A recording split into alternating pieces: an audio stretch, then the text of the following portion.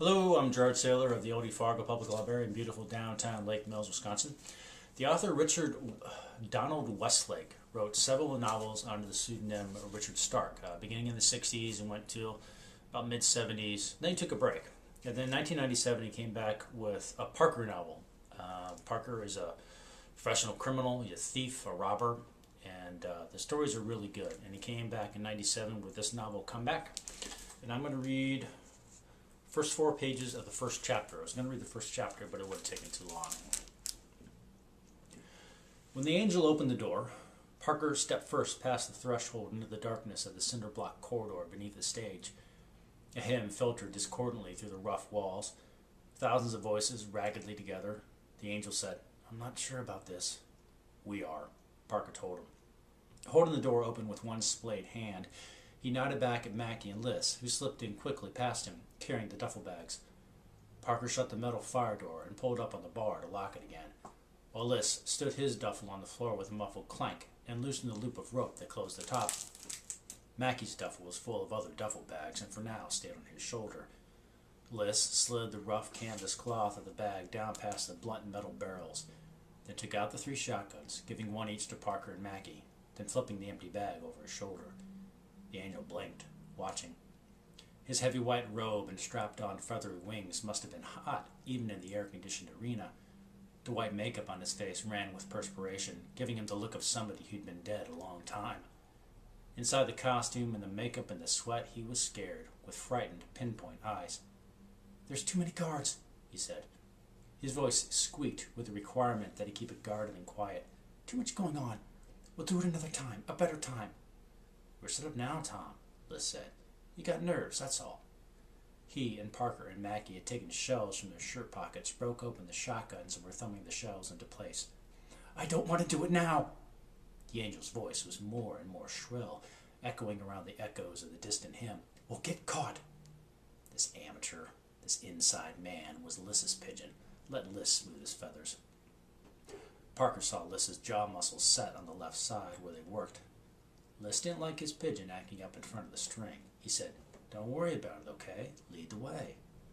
But the angel wouldn't move, blinking sweat out of his eyes, fidgeting his hands together as the limp wings moved on his back. He said, "We can't do it. I told somebody." They all became very still. They looked at the angel, whose name was Tom Carmody. Liz said, "A woman?" The angel looked ashamed. "Yes, I thought it was all right, but what?" "She's gone. She isn't at home, she isn't at work, nobody knows where she is."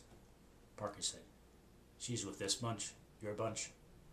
"No, she teaches at a special school for disturbed kids. They don't know where she is." Mackie leaned his duffel bag against the wall. He said, "You live with her?"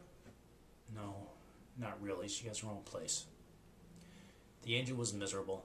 He was scared and embarrassed and unhappy. He was also an asshole. He said, "I don't know what she'll do." Liz said, "Tom, you two have a fight? She mad at you? Maybe go to the cops?" No, nothing like that. She just disappeared. I don't know why." Liz looked around at his partners.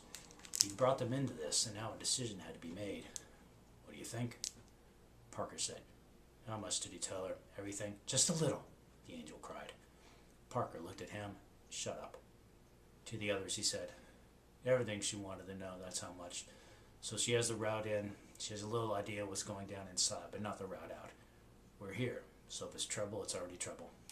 "That's right," Mackie said. "No point stopping." Liz turned back to Carmody and gestured with the shotgun. "Lead the way." "Please."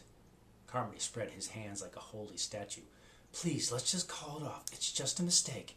It would be better to burn the rotten money than—" Parker reached out and closed his left hand around Carmody's right thumb, bending the thumb in on itself, applying only the slightest pressure. Carmody's face turned almost as white as the makeup smeared on it. His knees bent, his mouth opened in a wide "Oh." Parker said, "Shut up now.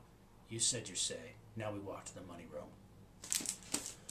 So, the Stark novels are really neat in that they're usually pretty brief and they really roll right along, and the language always seems kind of sparse, but as I was reading this I noticed Westlake puts a lot of little details in there that kind of tell you a lot about what's going on. Like they're in an arena, and the costume, and he's an inside man. I mean, right away in the first 4 pages, you get the idea of what's going on, and you see how there's going to be trouble.